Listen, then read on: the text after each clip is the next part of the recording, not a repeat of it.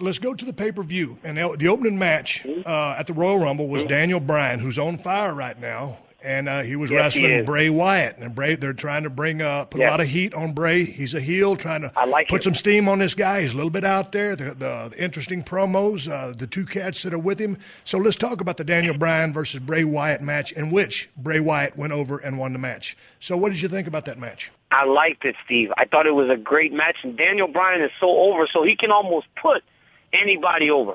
But then he doesn't lose clean. The one thing about the match, I thought it was a little long.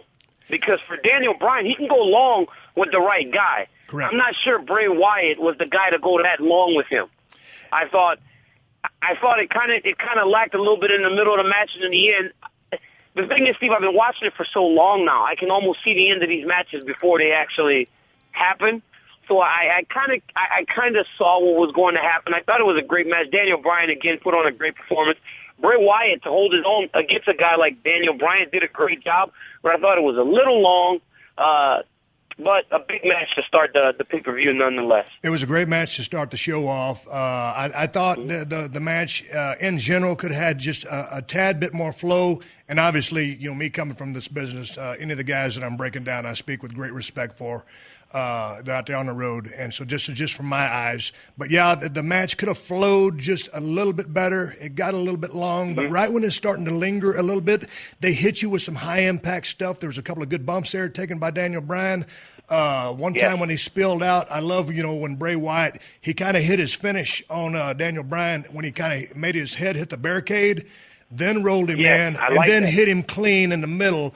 So, he beat him clean in the middle with his finish, but he had already damaged him outside. It protects Daniel Bryan a little bit, gives Bray Wyatt a win over a very hot cat and in Daniel Bryan. So here's Daniel Bryan. He's very hot right now, and a lot of people in the WWE Universe are very frustrated with his lack of push. Steve, I don't understand that. I cannot understand because I've seen it before. I actually saw it with you when you were just over how the authority tried to hold you down. But eventually you got over on the authority. For this kid, it doesn't seem like it'll ever happen, and it is kind of frustrating. I don't understand it. And I understand what Vince was doing with me back in the day. It was a slow build. It was a long time coming, but then they started paying it off.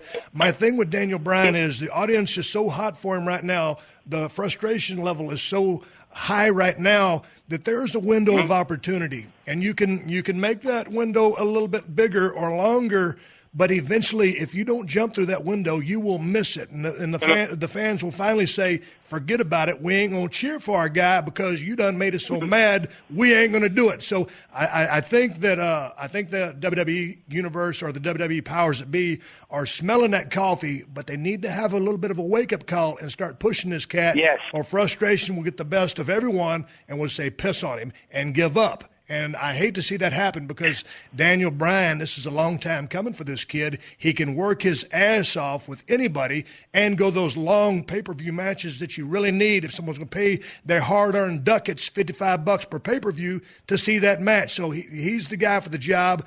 The fans are just lighting up like crazy for him on Monday Night Raw wherever he goes. So I hope they light him up. I saw it at a Michigan State football game, 75,000 people doing the yes thing. Oh, really? For a linebacker. God. Yeah. They're playing in a football game. There's a linebacker that really kind of gets into that deal, right? Right. The yes. The whole stadium was doing it.